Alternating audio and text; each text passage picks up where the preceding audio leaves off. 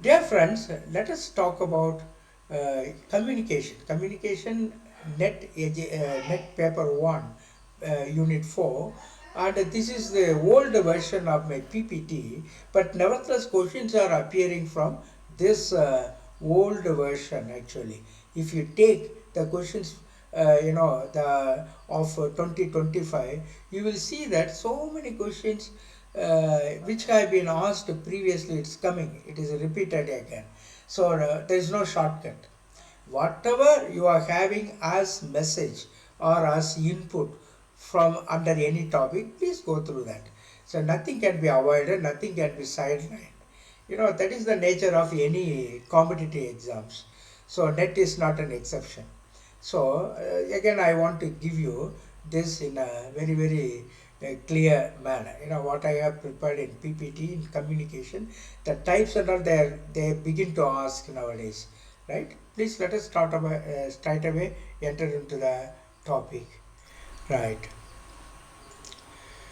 So I am Dr.I.JESU DOSS SJ, a former associate professor and a research supervisor from St.Xavier's College of Education, Palayamkotti. At the moment, after my retirement at 2017, I am just, along with the other works, I am just uploading quite a lot of videos beneficial for you. So let us straight away enter into the topic. I will continue to upload quite a lot of videos in education, paper 1 for B.Ed., M.Ed., etc. Already I have done it, 290 videos I have just given. So if you go through my, YouTube channel at jesueasy, you will find all those material. I am sure it will be of great help to you. It will be a feast to your ears also. It will sensitize your mind also. Okay, let us straight away enter into the topic.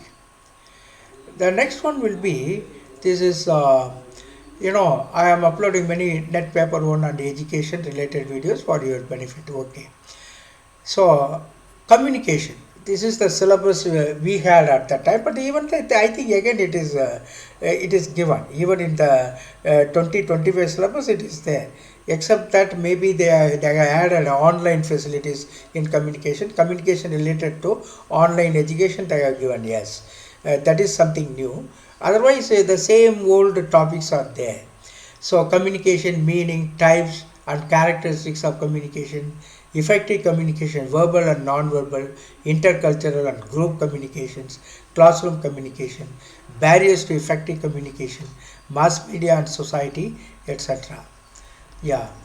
Now let us straight away enter into the topic. What is the definition of communication? According to Ricky Griffin, communication is the process of transmitting, that is passing information from one person to another. What is the meaning of communication? Communication means transfer of ideas, opinions, feelings, facts, etc. from one person to another. The word communication has been derived from Latin word communis, which can be translated as common. Communication can be defined as the process through which two or more persons come to exchange ideas and understanding among themselves. That is common understanding of the message. That is called communis or communication. See, a person speaks, another person listen to it and understand it. Then there is a common understanding of the message. That is the idea of communication. Right. Um, what is the, of course, I already told you. Fred Mayer defines communication like this. Communication is the intercourse by words, letters, or messages, intercourse of opinions, etc. It is the act of making one's ideas and opinions known to others. Others come to know your ideas or, opinions, etc. That is communication.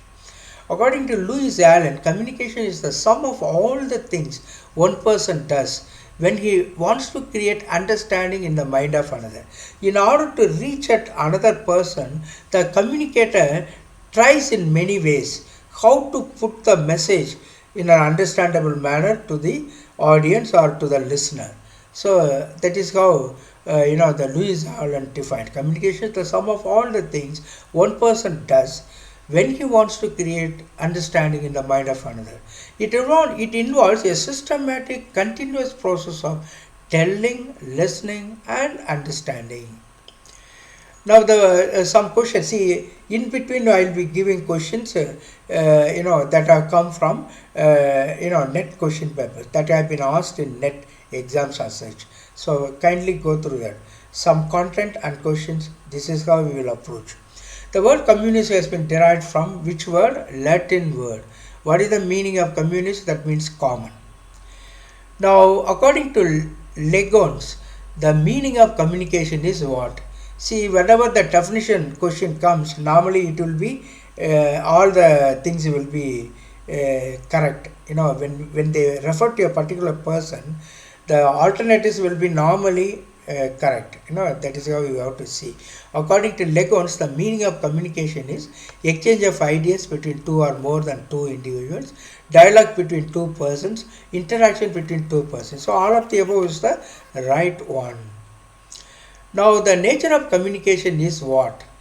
Is it the process of exchange of ideas? Yes. It is a purposive process. Of course, it has got a purpose. Without purpose, no communication can happen meaningfully. Is it a psychosocial process? Yes, it is a psychosocial social process, because if two persons are involved with their psychological temperaments. So how they speak, how they receive, all these things form psychosocial process. So all of the above is the right one. Now, which of the following is not matched with the nature of communication? See, it is an active process. It is a directional process, a feedback process, a dynamic, ever growthful process, but certainly it is not a passive process. One man speaks and then keeps mum. No. One person speaks, another person listens, and he reacts or responds, and the speaker again responds or reacts. That way it becomes an active process, not a passive process. Next one. So what are the characteristics of communication? It involves at least two persons. It involves a sender and a receiver. The sender is called a communicator and the receiver is called a communicatee. In communication, message is the must. Without message, there is no communication. A message is the subject matter of communication. For an example, the content of the letter or speech, order or instructions or the suggestions. The content of all this becomes the message. A communication must convey some message, no doubt about it. Communication is a written, oral or gestural. In reality, communication is more than speaking and writing. It includes everything that conveys meaning from one person to another. For an example, movement of lips. There can be a meaning.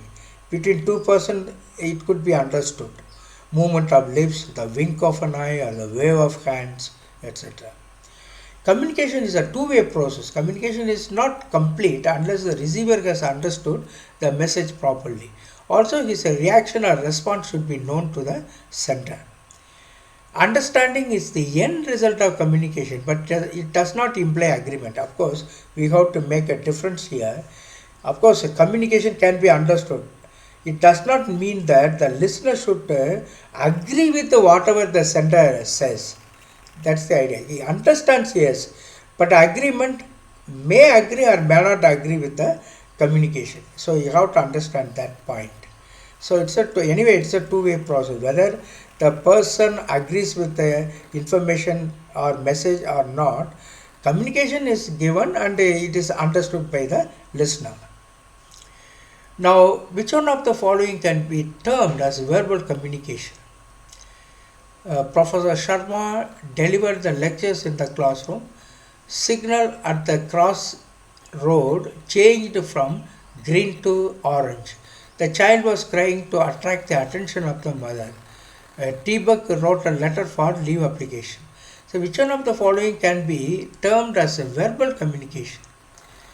So the child was crying to attract the attention of the, of course it is not the thing, there is no,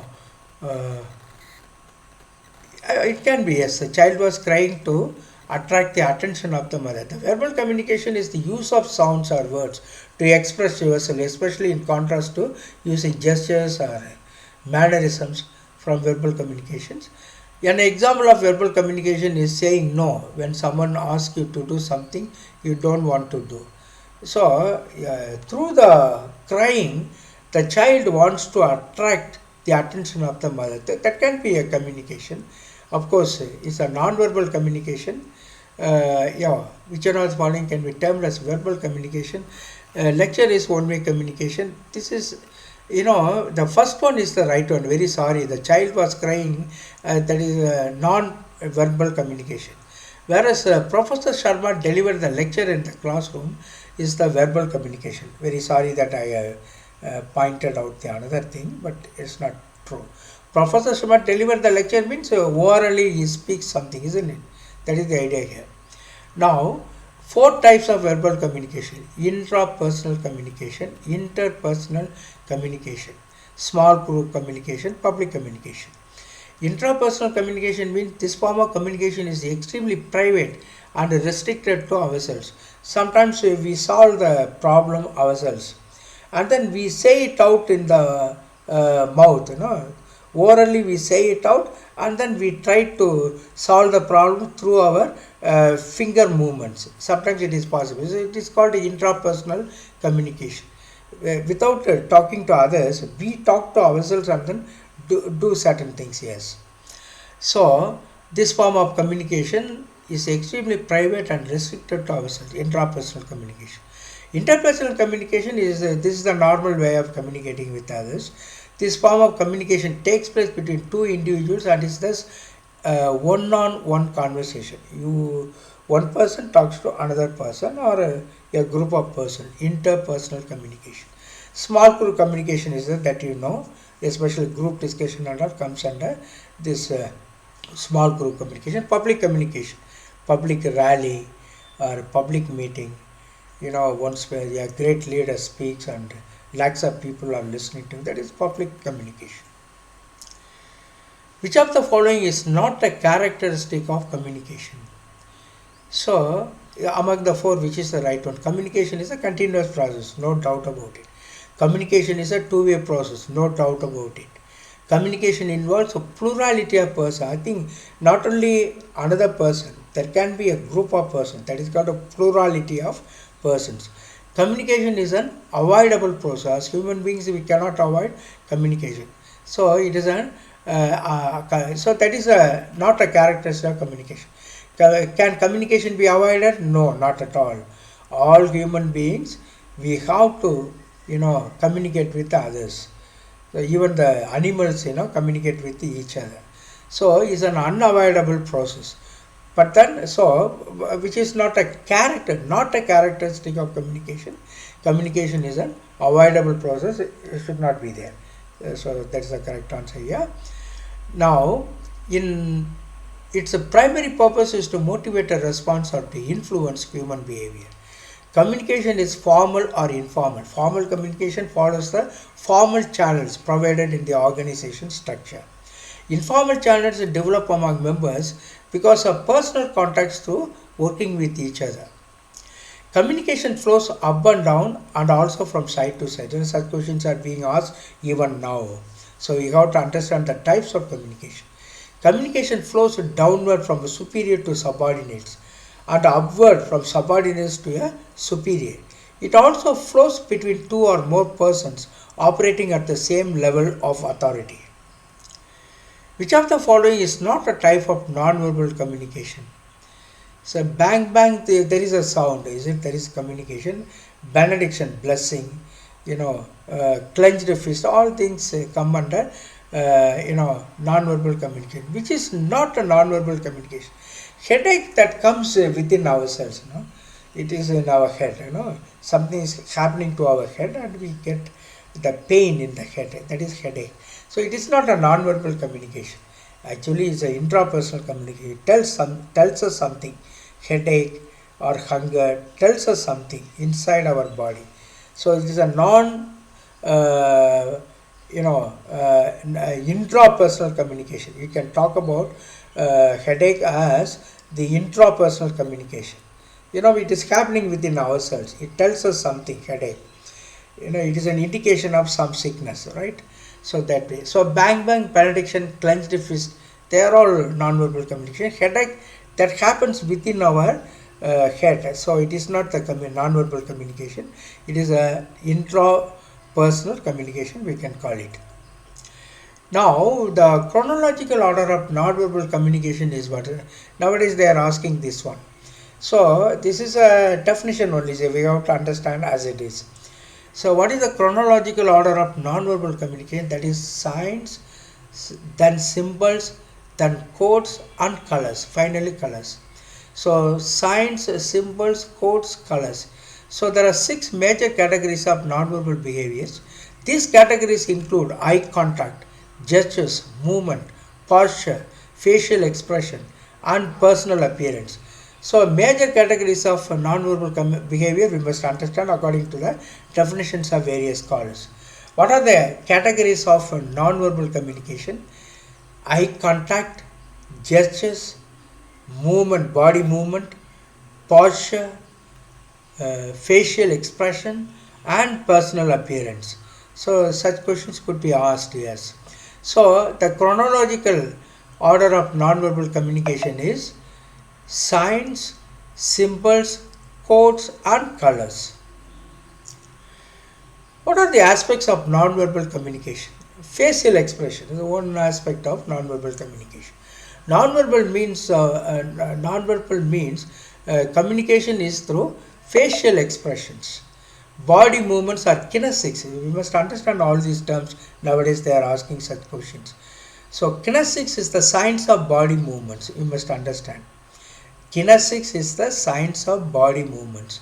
It includes common practices like hand gestures or nodding. Then posture, how we stand, how we sit, how we put our hands, all these things matter. That is called posture. Then eye contact. Eye contact, another aspect of non-verbal communication. Then paralanguage, that is also known as vocalics. There is a particular word called vocalics, that is paralanguage. What does this mean? That may modify meaning, give nuanced meaning, or convey emotions by using techniques such as prosody, pitch, volume, intonation. Suppose I raise my voice at a particular moment, another understands the importance of that. That is paralanguage. That is called vocalics also. Next one, proxemics. Proxemics, recently they asked this question for your information. 2025 first shift they asked this question. What is proxemics? Proxemics is the study of space and how we use it and how it makes us feel more or less comfortable. That is proxemics. How close you stand next to someone, for example, depends on the relationship you have with that person. Intimate space means it is very close, usually within 1 foot and sometimes touching. So proxemics is a study of space and how we use it. So if you are standing near the person very close, that shows that you are intimacy with that person. But normally at least 1 foot, there should be a distance, distance of 1 foot between one person and another person. Especially for the women, it will be very sensitive. If you go very near without knowing the person, they may feel little offended even. That's that we can understand. Okay, so intimate space means very close, usually within 1 foot and sometimes touching. So that is called proxemics. You must understand that physiological changes happen because of that. If you go near the person, naturally he feels the warmth, your warmth. So that way physiological changes happens. What are the objectives of communication? To convey the right message. Communication is meant for conveying the right message to the right person. To serve coordination, especially in offices, in industries, in government offices or schools or colleges, to serve coordination, communication is very helpful, essential even. So communication coordinates the efforts of all who are running an institution, from the top to the bottom, from principal to the ordinary student, to the students. To create industrial relations, communication aims at good industrial relations, no doubt about it. Now, to develop managerial skill, facts, information, ideas, etc., enrich the knowledge of the executive and increase his wisdom and skill. So, to develop managerial skill, Then to create effectiveness of policies. Effective communication is helpful for the success implementation of the policies and programs. And to boost morale, the effective system of communication promotes the efficiency of employees. Now let us talk about the communication process. I think the questions are always there. Certain years they didn't ask this, but again they are repeating it. You cannot say it is old or new or anything. Whatever you have to understand in a particular topic, you need to understand, no doubt about it. So communication process, just because it hasn't been asked for a few years, does not mean that it will not be asked again. So please remember that any important insight under a topic should be caught by you, should be received by you. So anything you will be able to solve, any question you will be able to solve under the sun in this particular topic, namely communication. So communication process involves various elements as shown in figure.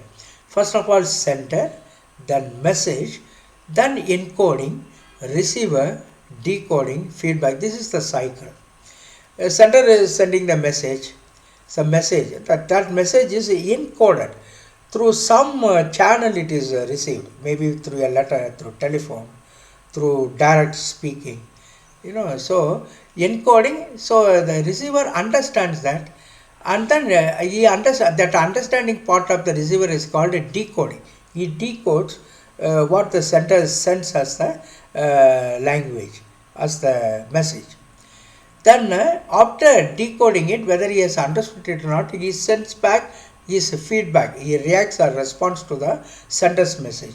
So this is the cycle of communication process. Who is the sender? The process of communication begins when one person sends the message to another person. The process of communication begins when one person, the sender, wants to transmit an idea or message to another person. What is the message in communication? This is the subject matter of communication. This may be opinions, attitudes, feelings, views, suggestions, orders, etc. Then encoding. Since the subject matter of communication is abstract and intangible, the sender uses certain symbols such as words, actions, or pictures, etc. This is called encoding.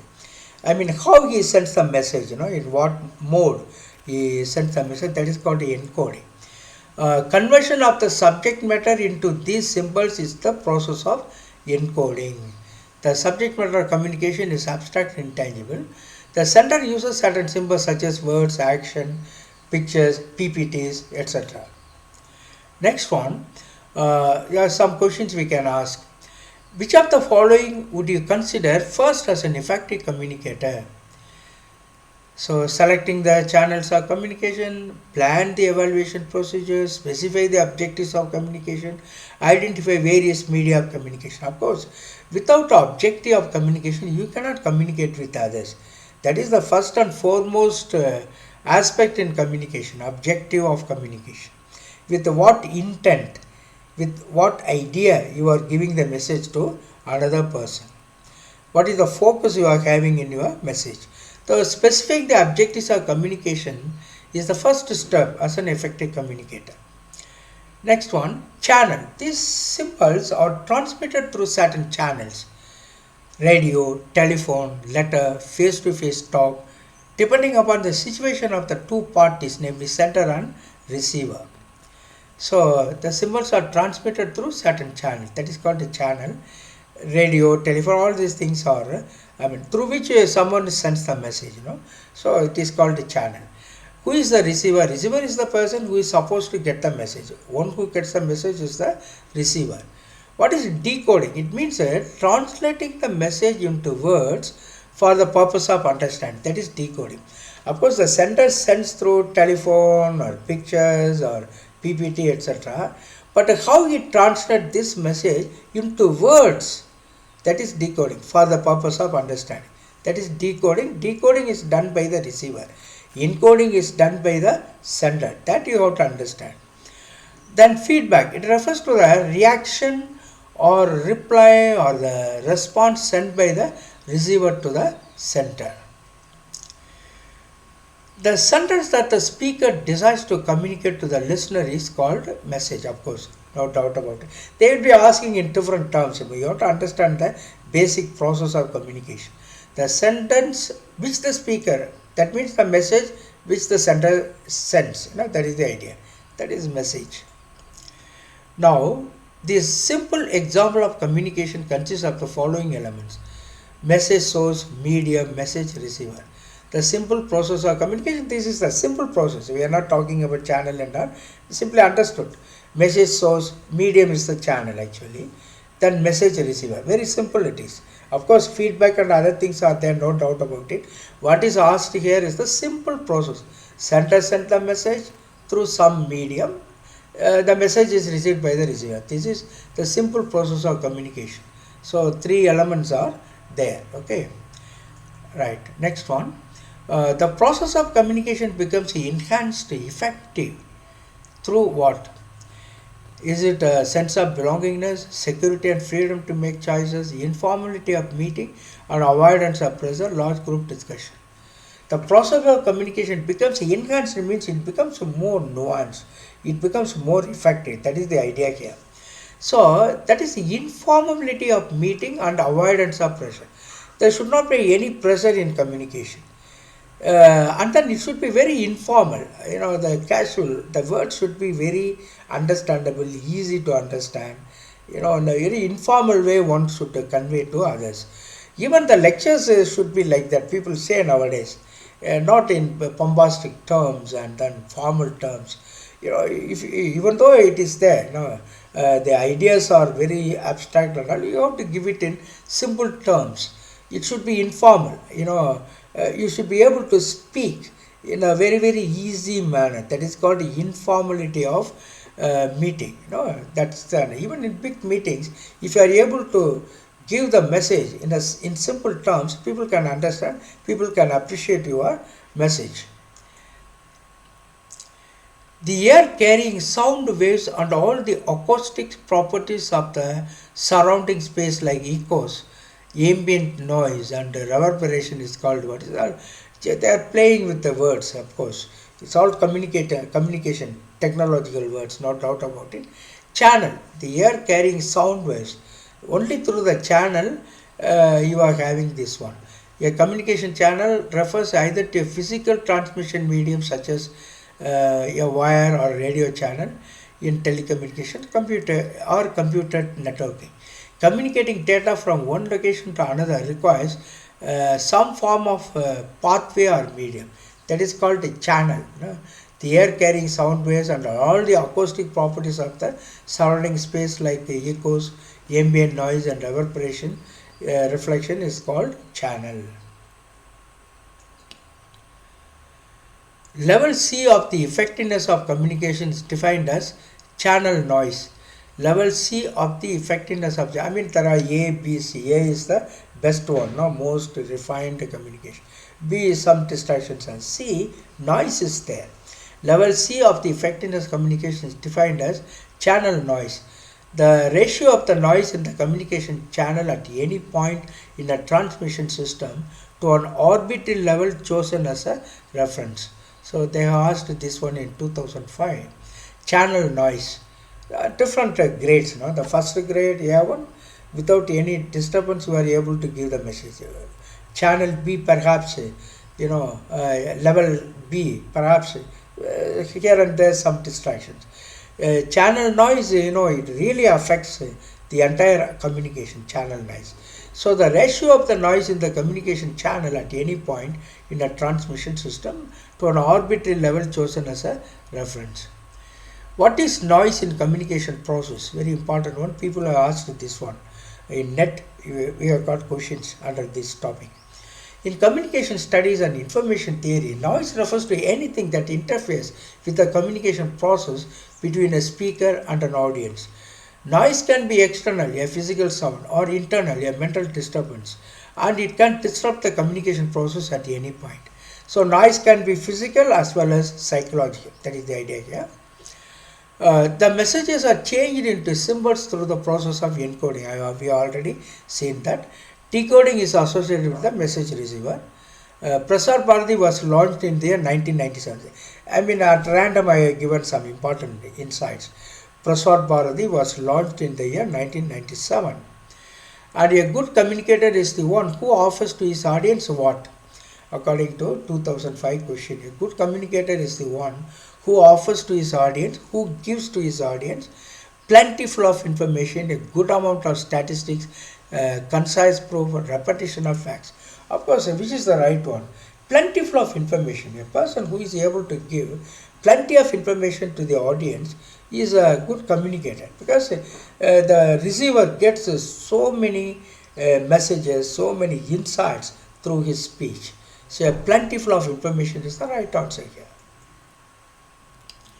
The largest number of newspapers in India is published from the state of Uttar Pradesh. In 2005, I think now we have to check also. 2005 it was given Uttar Pradesh. I think check it in the internet whether this is true, because recently things would have been changed also. Maybe Uttar Pradesh is the biggest state, and because of that, at the time, through the analysis we come to know. But whether it is true, we have to check through the, what is the present situation, we have to check it through internet. So, Uttar Pradesh, the largest number of newspapers in India is published from the state of Uttar Pradesh. 2005 it was asked. Which is not desired in excellent communication? Change in voice, physical beauty, communication of adequate feelings, involvement of student. That is, physical beauty is not desired in excellent communication. In an effective communication, there is no need of modulations in voice and speech, that is needed. Adequate gestures, that is needed. Mastery over the content, that is needed. But handsome personality, for communicating with others, do you need to have handsome personality? If anybody expects that in communication, he should be the most stupid person or idiot. Communication doesn't need handsome personality. It is the voice modulation, correct message, etc. So, handsome personality. Next one. In a process of communication, the objective of feedback is what? That is to bring desirable change in the process of communication. In a process of communication, the objective of feedback is to bring desirable change in the process of communication.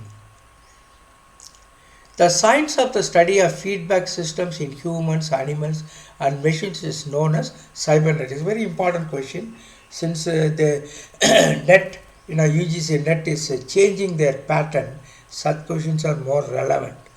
The science of the study of the feedback systems in humans, animals, and machines is known as cybernetics, not reverse communication, selectivity study, or response analysis. Cybernetics.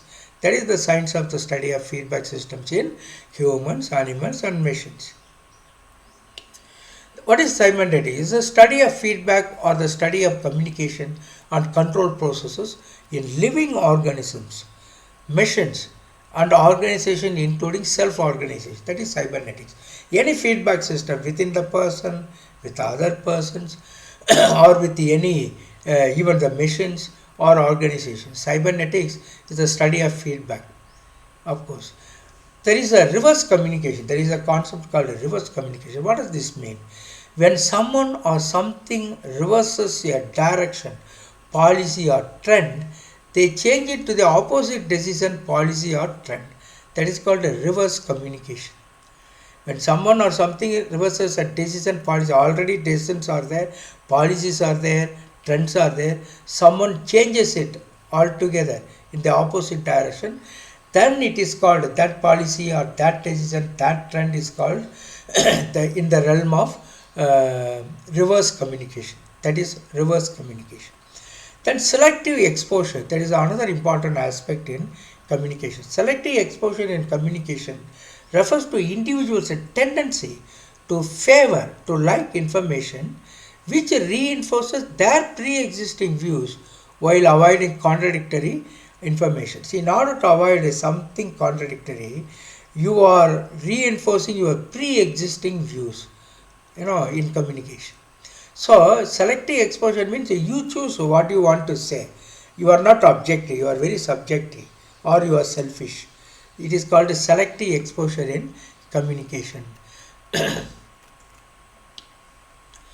Which of the following is not a key characteristic of communication? The process of communication is continuous and ongoing and dynamic. Communication begins with the self. Communication is a reciprocal. Communication is not reciprocal. So which of the following is not a key characteristic of communication? Reciprocity occurs when the behavior of one communicator influences the behavior of the interaction partner, so that the behavior of both partners becomes more similar.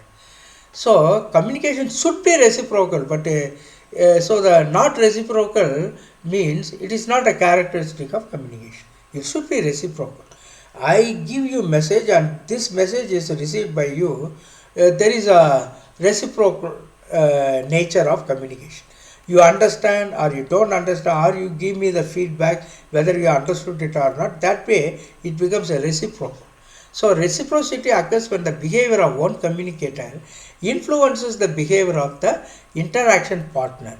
I think you must understand this. Then what are the principles of communication? Clarity. The communication message should be clear. It should be communicated in simple, easy and commonly understood language. It is the speaker who makes them meaningful, and it is the receiver who interprets them.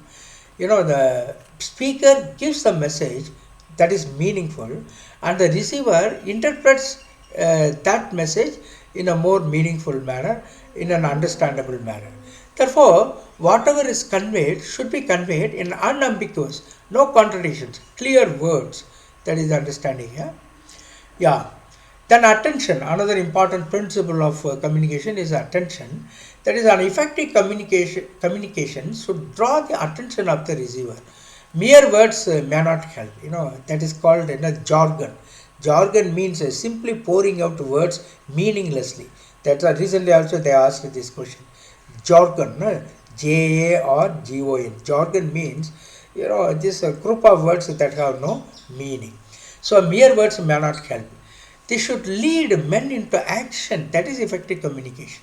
A good manager has to decide the time of communication. This decision of time helps him in reducing the effect of man's emotions and moods. When a person comes with a deep grief, you should not be advising him. The manager should not be advising him unnecessarily on the work he has to do. He has certain emotionality. So you should communicate with him in an emotional manner. You should comfort him, console him, all these things. That way the good manager should be human. So that's why the communication should be human also. The decision of time helps him in reducing the effect of man's emotions and needs. So the attention, that is called attention. In attention, you come across all these facts. Then consistency. The communication should be consistent with the plans, policies, programs and objectives of the institution. Communication should be consistent with the plans, policies, programs and objectives of the interaction. Consistency in communication gives the idea that one message can have many facets and many voices but still sounds unified. See, consistent means, everybody speaks, yes, but then they speak in one voice. That is the understanding, especially in organizations, schools or colleges.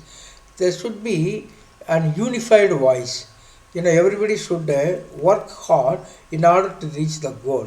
For that the communication should be done. Okay, so that is called consistency in communication. It gives the idea that one message can have many facets and many voices but still sounds unified. Then inconsistency creates confusion. The manager speaks one thing, the principal speaks one thing, HOD speaks another thing, professors speak very, very different things. Then inconsistency. Inconsistency in communication creates a confusion. So better coordination is achieved by consistent coordination. Now adequacy. Adequacy means sufficiency and completeness. And whatever word you should use. Whatever gestures you should use. Then only it is adequate and complete. So the communication should be adequate and complete, not broken or incomplete. Inadequate communication delays actions, no doubt about it. You do things in a very delayed manner. Inadequate communication delays actions. Inadequate communication spoils understanding as well as good relations. There should be proper time in communication. Time plays an important role in communication. Information should be communicated at the proper time. Wrong choice of time may not have any impact on the receiver. Reply to a particular person should be given on time if you want a healthy communication. One must be punctual in time. Also, the speaker must take pause at proper time in communication. There should be some silence in between the words and all in order to give more meaning to it. Pause, little silent. Yes, that should be there. So that's called a proper time in communication. Then another important principle, integration. According to experts, communication integration is the process of thinking and organizing in which the objectives or outcomes of an organization can be realized. So that you should integrate, especially the managers, they should communicate in such a manner that the objectives and outcomes of the organization can be realized. That is the understanding here. Integration in communication. Then informability. Informability means what? Casual, using the language simple, elegant, easy to understand. That is the point here. Informal communication is the workplace, in communication that takes place outside the formal communication structures of the workplace. Of course, there is formal communication, especially colleges and schools, especially you give the lecture, you conduct a seminar or conference. Informal communication can take place outside the formal communication structures of the workplace. Some people refer to informal communication as the grapevine. Gossip is a form of informal communication. The grapevine communication means a gossip. Not only gossip, whatever is interesting to the members in the group, they will speak. That is called a grapevine communication. Gossip is a form of informal communication in the workplace. Sometimes they will talk about their promotions and depromotions, and they will talk about even the managers. So such kind of communication is called grapevine communication. It's a form of informal communication in the workplace. It creates a conflicts and confusion in the office culture. Yes.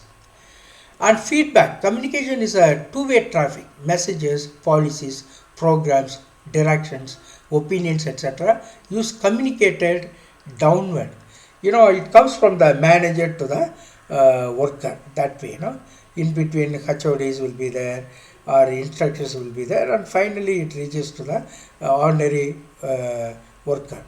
So it's a two-way traffic. Messages, policies, programs, directions, opinions are communicated downward. That's called a downward communication also, from top to the bottom. Grievances, complaints, suggestions are all communicated upward. That's called upward communication, we call it. Grievances, complaints, suggestions, etc. are coming under upward communication. Both are necessary in an organization. It follows the principle of give and take. Because of this feedback, oral communication is regarded better than the written communication, no doubt about it. There is vertical communication. Vertical communication is the one that flows both up and down the organization, usually along the formal reporting lines. So as I already told you, upward communication, it consists of messages from subordinate to superiors, upward. It going from down to up.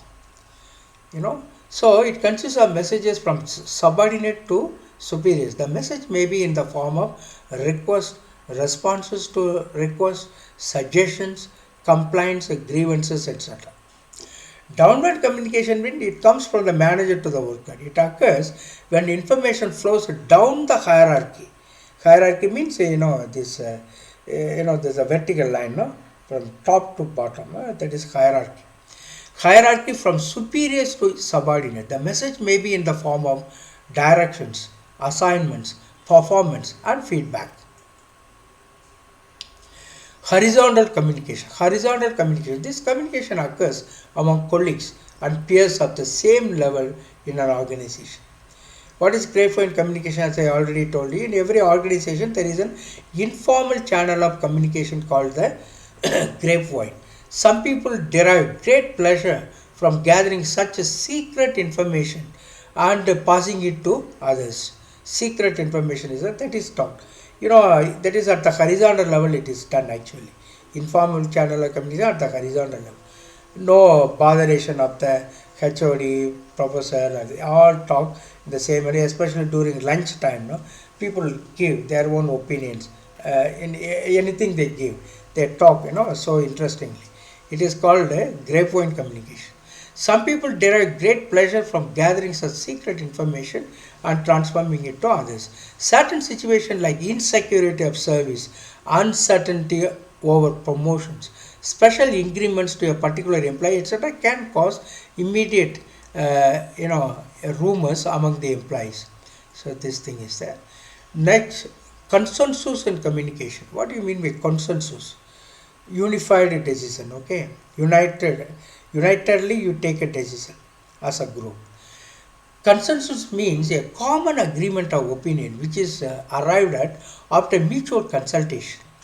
Consensus communication is very necessary within the organization to present an image of unity and solidarity to the public outside the organization. When a number of people, irrespective of their status, sit down, discuss among themselves and arrive at a decision acceptable to all, it is called consensus. Which one of the following is a type of oral communication? Circulars, notice boards, manuals, conferences.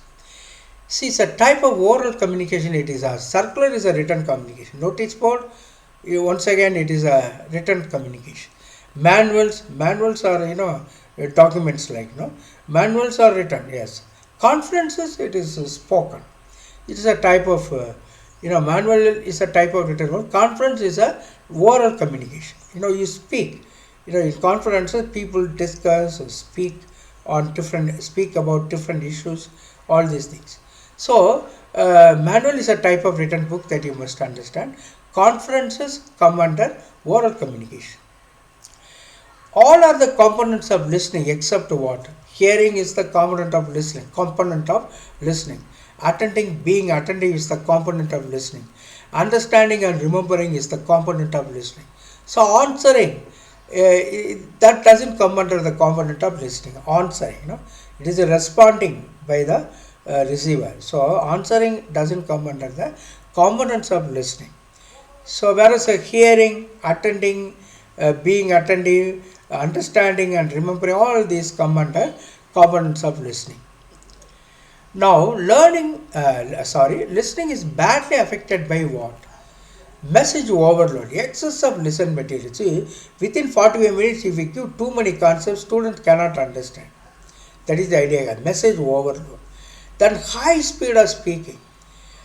I am also criticized by some listeners. You speak very speedily. Of course, there should be a balance in our speed, otherwise people will get bored. But high speed of speaking we should not do. Then listening will be badly affected. Suppose someone is not good at language, for an example, if you speak that language very fast, they cannot understand. You have to go very slowly. Listening is badly affected by high speed of speaking. If you speak like this, perhaps anyone who doesn't understand the language so easily can understand nicely. That is the idea here. So listening is badly affected by all these things. Sizable hearing loss, physiological problem, high speed of speaking, message overload, etc. Very important questions. I think it has been asked in the NET. Sometimes I haven't mentioned about a NET question and all, but all those questions come under the NET only.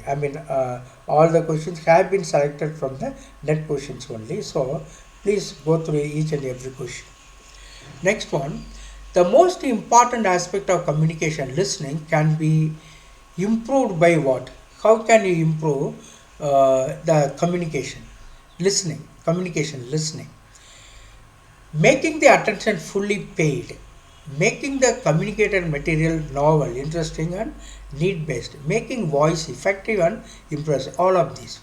The most important aspect of communicated listening can be improved by all this: making the attention fully paid, making the communicated material novel, interesting and need-based, making voice effective and impressive. All of these. Which of the following cannot be a good way of communication in promoting literacy among villages? Of course, you can show certain things through TV and all, or pictures. That is called a demonstration. Demonstration is nothing but showing something to them so that they understand it better. Providing material on TV and film project, once again showing, that's okay. Large group discussion, through group discussion also you can give them literacy. Okay, you can give them certain special insights with regard to the world, government, or any social life, etc., social living, etc. But you cannot communicate to them through reading and writing, because already illiterate villages, that is what the question implies. So you cannot give it to the illiterate villages. So that way reading and writing should not be given. Other things we could give, yes. Which one of the following is a type of written communication? Instruction, that is through oral, through oral speech. Joint consultation through voice, no doubt about it. You speak, you discuss. Voicemail, you speak. Whereas agreement is written. Okay, so which one of the following is a type of written communication among the four? Agreements are normally written. Oppandangal, contracts, that is written actually. Promissory note and all we talk about. So agreement comes under written communication. Which of the following is not a successful communicator? One who presents a material in a precise and clear way. One who is able to adapt himself according to the language of the communicator. That is all successful communicator, no doubt. Precise and clear way someone speaks, it's a good one. One who is able to adapt himself to the language of the communicatee, to the receiver, that's also fine. He is a successful communicator. One who sometimes becomes informal before the receiver and develops a rapport, that is also fine. You can be a successful communicator. Sometimes informally you talk to the person, that's a successful communication. There is a rapport, there is a love, understanding developed between the speaker and the receiver. Whereas one who knows a lot but is somewhat reserved in his attitude is not a successful communicator. See, who is the very good communicator? One who gives a plentiful of information to the audience. They will appreciate you because you have given some new material for them. You have given some new insights for them.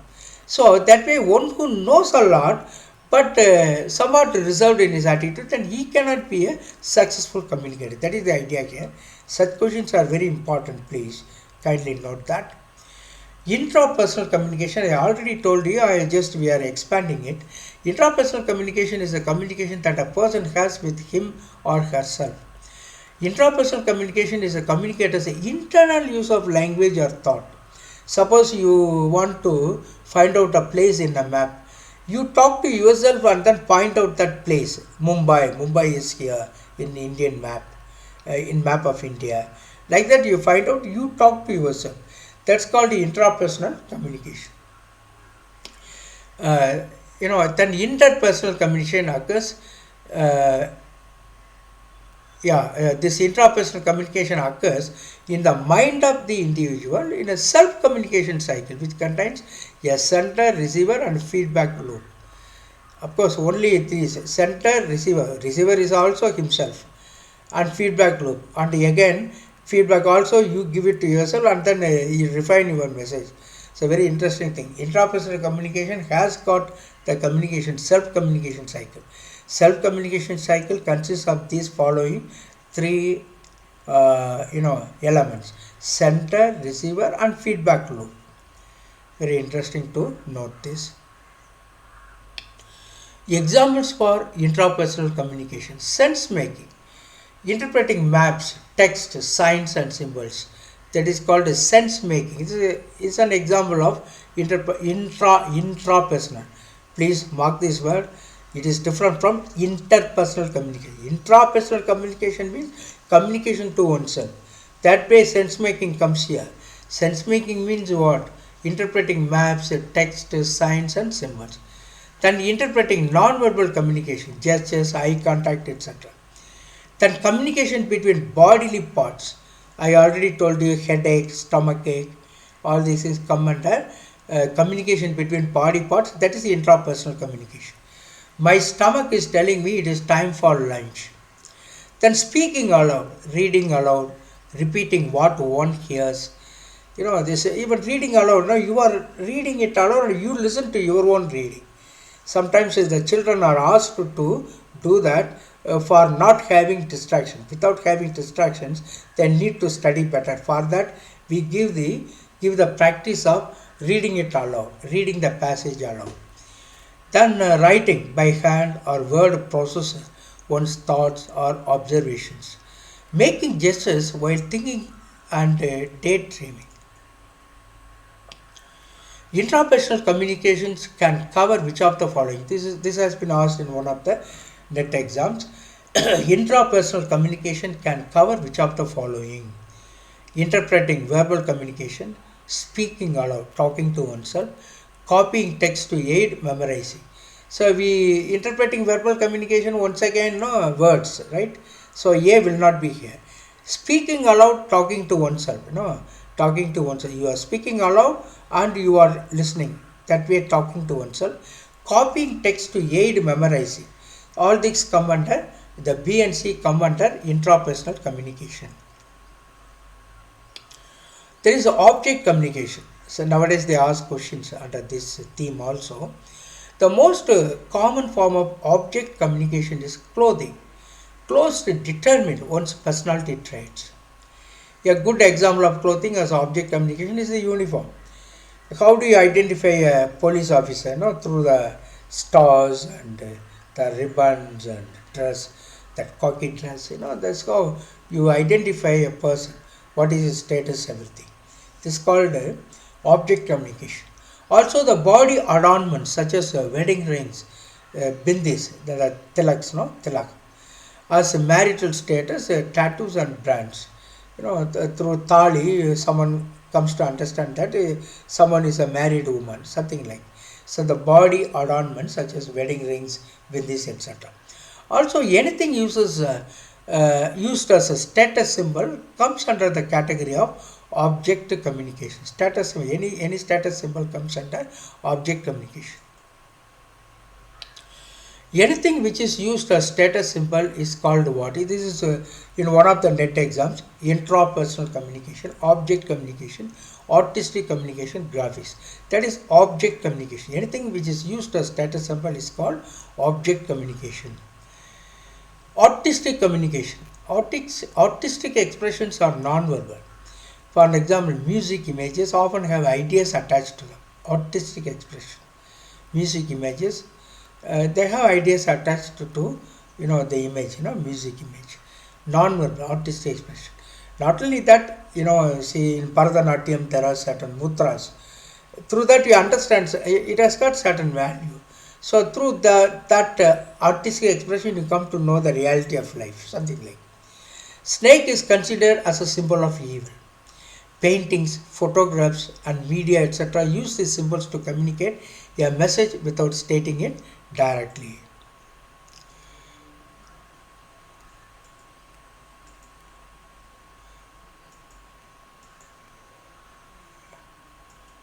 Yeah, sorry for disturbance.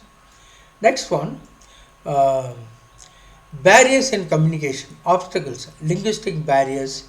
A language barrier refers to linguistic barrier in communication. There are certain barriers, linguistic barriers.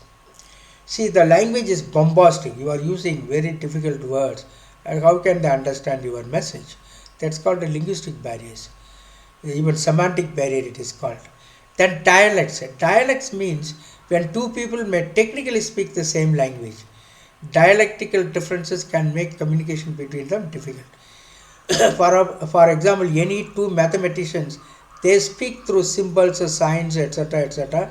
Another ordinary person cannot understand them. Or those who are living in hilly areas, they have a particular dialect. There is no even written form, but then they speak from the birth onward. They are speaking, dialect. So there's very small languages without even script. So while two people may technically speak the same language, Dialectical difference can make communication between them difficult, no doubt about it. Then language disabilities. Language disabilities are physical impediments to language. Language disabilities.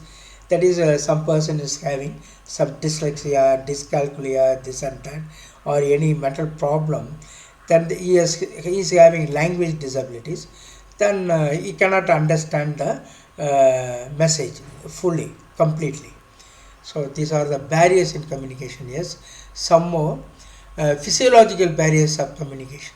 The the psychological or emotional barrier refers to the psychological state of human beings, opinions, attitudes, status consciousness, emotions, etc. of a person that deeply affects the ability to communicate.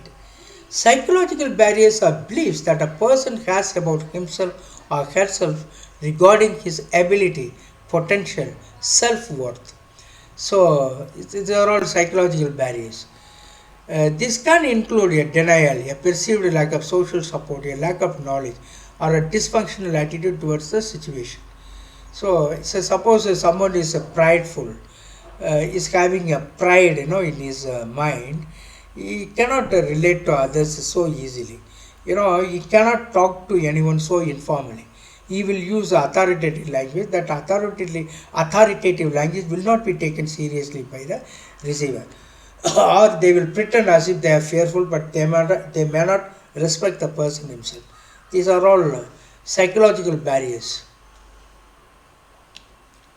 Next one, which one of the following is not a physical barrier? Noise, information overload, body expressed language. These come under physical barriers. This improper time is not coming under these physical barriers. Improper time is a psychological barrier actually. Improper time is a psychological barrier, not a physical barrier. This has been asked in some NET exam. Kindly go through this.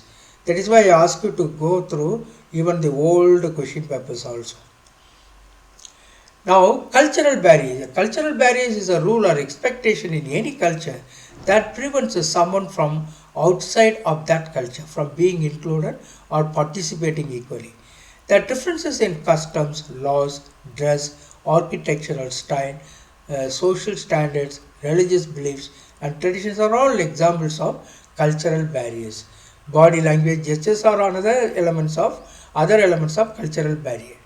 So, cultural barrier is a rule or expectation in any culture that prevents someone from outside of that culture from being included or participating equally. Next one, some of the questions we are asking. Inability to accept another culture's worldview is called what? Cultural blindness. It is not ethnocentrism, stereotyping, or discrimination. Ethnocentrism is a belief that the values and standards of one's own culture are superior, especially with regard to language, behavior, customs, and religion. So, this is inability to accept another culture's worldview is cultural blindness. Common examples of positive stereotypes are Asians with better math ability, African Americans with greater athletic ability, and women with being more warm, etc. All these come under this cultural blindness. Not necessarily is true, but it is generally believed to be so. So, inability to accept another culture's worldview is cultural blindness. Ethnocentrism we are talking about. Here comes ethnocentrism. Ethnocentrism is a belief that the values and standards of one's own culture are superior, especially with regard to language, behavior, customs, and religion. That is what Hitler believed in. That's why he murdered so many Jews. Thousands, lakhs of Jews. Even the children were, mercilessly butchered in his times. Hitler, because he wanted to, completely demolish what he called Jewism, Jewish people, completely kill Jewish people. That's what he wanted. That's called cultural blindness. Organizational structure barriers. Organizational barriers can be ranging from physical items to individual and group attitudes. They could be an extended employee absence or the takeover of an organization by the government. The organizational barriers refer to the hindrances in the flow of information among the employees that might result in a commercial failure of an organization. So the organizational failure we are talking. I think in the next video we'll be talking and we'll be pasting it. We'll merging it with this one. Let us talk. The forthcoming video. God bless you abundantly. Let us meet in other video lectures. Yes, dear friends, to certain videos we have seen, that just we'll proceed with the other videos just now. God bless you abundantly.